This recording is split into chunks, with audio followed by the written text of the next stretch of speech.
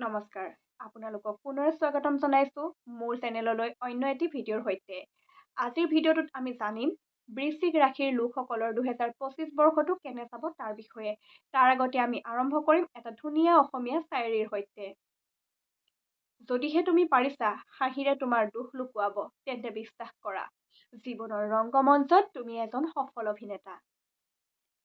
2025 বৰ্ষটোৱে বৃশ্চিক ৰাশিৰ লোকসকলৰ বাবে কঢ়িয়াই আনিছে বিভিন্ন সুখৰ খবৰ, কিয়নো 29 মাৰ্চৰ শেষত বৃশ্চিক ৰাশিৰ লোকৰ পৰা আঁতৰি যাব শনিৰ ঢায়া, শনিৰ কুপ্ৰভাৱ।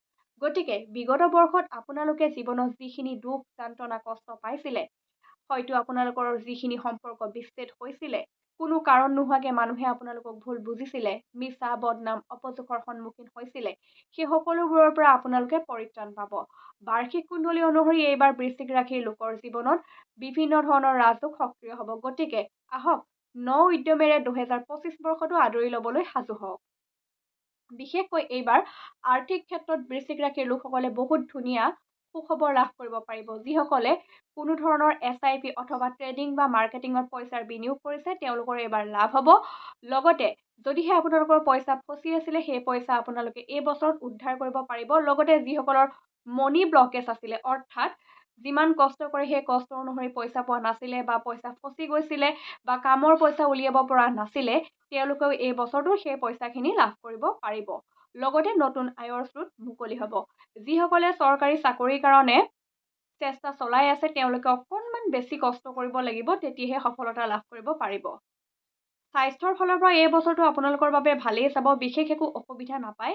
কিন্তু এইবাৰ সামান্য দুৰ্ঘটনাজনিত যুগ সক্ৰিয় হৈছে। গতিকে যান বাহন চলাওঁতে সামান্য সাৱধান আৰু সতৰ্ক হোৱা উচিত। লগতে যিকোনো সিদ্ধান্ত লওঁতে আপোনালোকে ভালদৰে ভাবি চিন্তি ল'ব। লগতে যিকোনো প্ৰয়োজনীয় নথি পত্ৰত চহী কৰাৰ আগতে ভালদৰে পঢ়ি চাব। কিয়নো এইবাৰ আপোনালোকৰ ৰাহু প্ৰতিকূল অৱস্থাত আছে আৰু ৰাহুৱে আপোনালোকক ভ্ৰমিত কৰিব পাৰে। সেইকাৰণে নভবা নিচিন্তাকৈ বা হঠাতে কোনো ধৰণৰ সিদ্ধান্ত নল'ব, কোনো ডকুমেণ্টছত বা কোনো প্ৰয়োজনীয় তথ্যত চহী নকৰিব। বিবাহৰ ক্ষেত্ৰত এই বছৰটো আপোনালোকৰ ভালেই যাব। ঘৰলৈ নতুন অতিথিৰ আগমন হ'ব পাৰে। ঘৰত কোনো মাংগলিক অনুষ্ঠান অনুষ্ঠিত কৰিব পাৰে। ধাৰ্মিক যাত্ৰা আপোনালোকে কৰিব পাৰিব, অৰ্থাৎ তীৰ্থ ভ্ৰমণৰ যোগো পৰিছে। আপোনালোকে যিসকলে বিদেশ ভ্ৰমণৰ বাবে আশা কৰি আছিলে, এই বছৰটোত আপোনালোকে বিদেশ ভ্ৰমণৰো সুযোগ পাব। কিন্তু এইখিনিতে আৰু এটা কথা আছে, যিটো নিগেটিভ পইণ্ট হয়, বিয়োগাত্মক পইণ্ট, সেইটোও মই কৈ চাওঁ। আপোনালোকে এইবাৰ বছৰৰ শেষৰ ফালে মানসিক অশান্তিত ভুগিবলগীয়া হ'ব পাৰে। কোনো কাৰণ নোহোৱাকে এটাৰ পিছত এটা চিন্তা আহিব পাৰে, যিহেতু কেতু পীড়িত অৱস্থাত থাকিব আৰু কেতুৱে আপোনালোকৰ মনক নিয়ন্ত্ৰণ কৰি ৰাখিব। সেয়ে কোনো কাৰণ নোহোৱাকে মনটো বেয়া লাগিব পাৰে, যিকোনো কামৰ প্ৰতি অনীহা আহিব পাৰে, পটককে কামটো আপোনালোকে সলনি কৰিব পাৰে।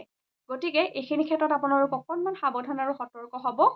লগতে যিসকলৰ সৰু ল'ৰা ছোৱালী আছে আৰু মাতৃস্থানীয় বা অকণমান বয়সীয়াল মহিলা ঘৰত আছে, তেওঁলোক সামান্য সতৰ্ক হোৱা উচিত।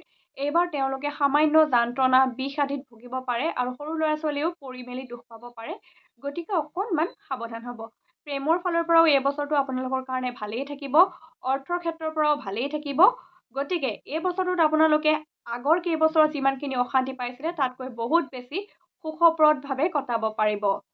আৰু এই বছৰটো আৰু অধিক উজ্জ্বল কৰি তুলিবলৈ, আৰু অধিক ভাল কৰি তুলিবলৈ আপোনালোকে কিছুমান সৰু সুৰা ৰেমেডি কৰিব পাৰে। সেই ৰেমেডিসমূহ হৈছে আপোনালোকে হনুমান মন্দিৰ দৰ্শন কৰিব পাৰে। লগতে হনুমান চালিচা এখন লগত ৰাখিব পাৰে। যিসকলৰ চাৰিচকীয়া বাহন আছে, সেই বাহনত আপোনালোকে ত্ৰিশূল অথবা শিৱৰ মূৰ্তি এভাগ ৰাখিব পাৰে বা লগাব পাৰে। খুব ভাল যাব। বিভিন্ন দুৰ্ঘটনাৰ পৰা আপোনালোকক ৰক্ষা কৰিব তেখেতৰ শক্তিয়ে। লগতে যিসকলৰ কুণ্ডলীত শনি অতি পীড়িত অৱস্থাত আছে, তেওঁলোকে শনিবাৰে আহঁত গছৰ তলত 7 বাৰ প্ৰদক্ষিণ কৰি পানী দিব বা 7টা শনিবাৰ আপোনালোকে চাকি জ্বলাবও পাৰে। ঘৰৰ উত্তৰ দিশত তুলসী পুলি ৰুব।